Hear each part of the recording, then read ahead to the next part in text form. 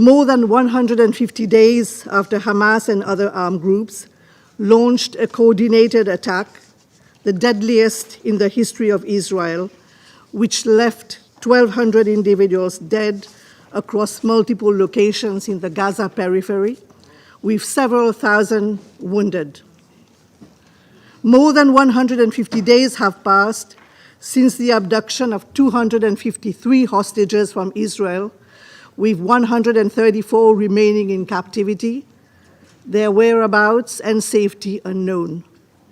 More than 150 days have passed since the start of the military operations in the Gaza Strip, which have resulted in the death of over 30,000 Palestinians, including innocent women and children, leaving more than 70,000 injured, and reducing cities, homes, hospitals, and schools to rubble. Following reports of brutal sexual violence allegedly committed during and in the aftermath of the horrific Hamas-led terror attacks of 7th of October, and at the invitation of the government of Israel, I led an official visit to Israel from the 29th of January to 14th of February. The mission was not investigative in nature. As per its scope and parameters as agreed in advance with the Israeli authorities, the objective was to gather, analyze, and verify reports of conflict-related sexual violence related to 7th of October and its aftermath, in order to inform reporting, including to the Security Council, given the absence of relevant UN entities in Israel. In view of UN-verified information I had received on incidents of sexual violence allegedly committed by Israeli security forces and settlers against Palestinian women and men, one of the agreed parameters was a visit to the occupied West Bank to engage with the Palestinian authorities on these issues and to raise such concerns with the Israeli authorities. Considering the ongoing hostilities, I did not request to visit Gaza, where other UN entities are operational, including some that monitor sexual violence.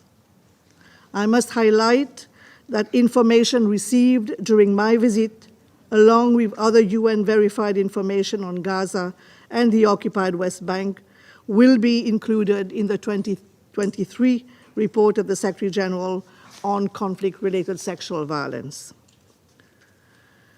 Mr. President, to ensure that the information gathering and verification process would meet the highest standards, I was supported by a highly skilled technical team of 9 experts from the United Nations system, including specialists in safe and ethical interviewing of survivors and witnesses of sexual violence crimes, a forensic pathologist, and a digital and open source information analyst. The mission was conducted in strict adherence with established UN standards and methodologies, and in accordance with the principles of independence, impartiality, objectivity, transparency, integrity, and do no harm, including in relation to guarantees of confidentiality and the protection of victims and witnesses. It also followed a survivor, victim-centered, and trauma-informed approach.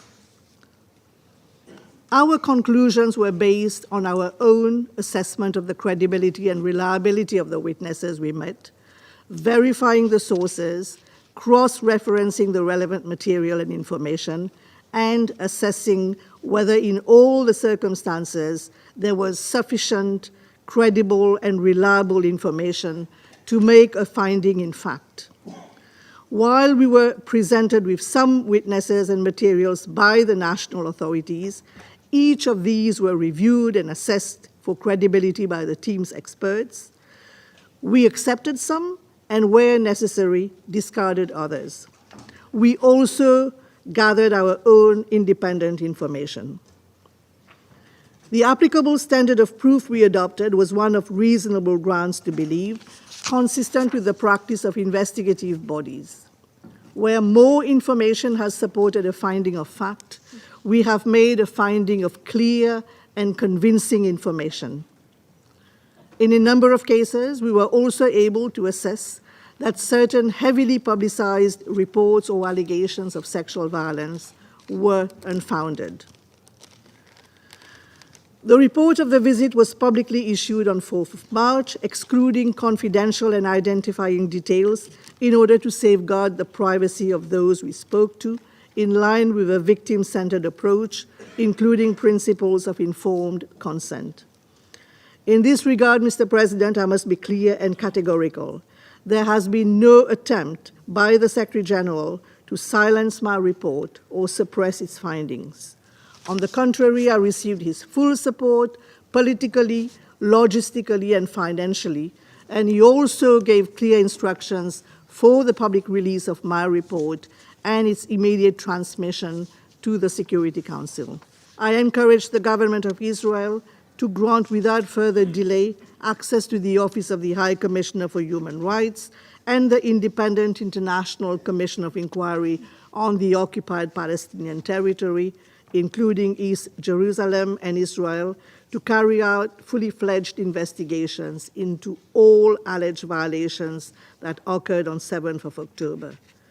Truth and recognition of all violations are critical steps in survivors and victims overcoming trauma and regaining a sense of agency. It is also essential to prevent any denial of the atrocities committed on the 7th of October. Truth is the only path towards peace.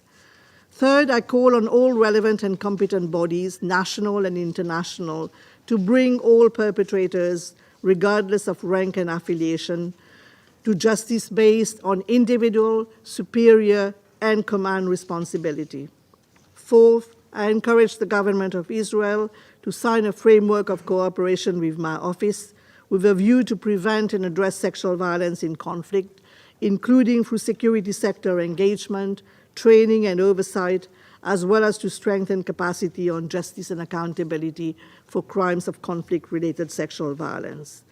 I also call on the government of Israel to take robust measures to mitigate the risk of sexual violence and other forms of cruel, inhuman, and degrading treatment in the context of detention and the current military operation. Lastly, I call on all relevant actors to uphold the highest standards of information integrity. Respect for the safety and dignity of survivors is a paramount consideration in the reporting of sexual violence cases. Moreover, the occurrence of sexual violence should never be used as a tool for inflammatory rhetoric, political pressure, or to legitimize further violence in the region. Mr. President, I strongly reject and condemn any instrumentalization of my mandate and report, as well as the plight of victims and survivors, to serve wider political or military ends. To conclude, I echo the Secretary General's messages, namely that on the one hand, nothing can justify the deliberate violence perpetrated by Hamas and other armed groups on the 7th of October against Israel, and on the other hand, nothing can also justify the collective punishment of the people in Gaza, which has left tens of thousands of Palestinians killed and injured, including an unprecedented number of UN staff, with entire communities facing inhumane conditions, including famine and disease. Mr. President, members of the Council, before concluding my remarks, I must also state that I'm horrified by the injustice of women and children being killed in Gaza by countless bombs, gunfire, and I'm also outraged by the level of deaths and pain with entire families, often generations, wiped out. With every bomb that drops, the world becomes more unjust and the road to peace more clouded. The end goal of my mandate is not a war without rape, but a world without war. We must rise to the challenge of our times. Prospects for peace and stability should not be blocked by geopolitical polarization and division. Civilians and their families in both Israel and the occupied Palestinian territory cannot be abandoned by the international community. Survivors of sexual violence and persons at risk must be protected and supported. We cannot fail them. The people of this region need to see a peaceful future at last on the political horizon. We must, Mr. President, replace horror and heartache with healing, humanity, and hope. The credibility of the multilateral system depends on it, and the rules-based international order demands no less. Thank you.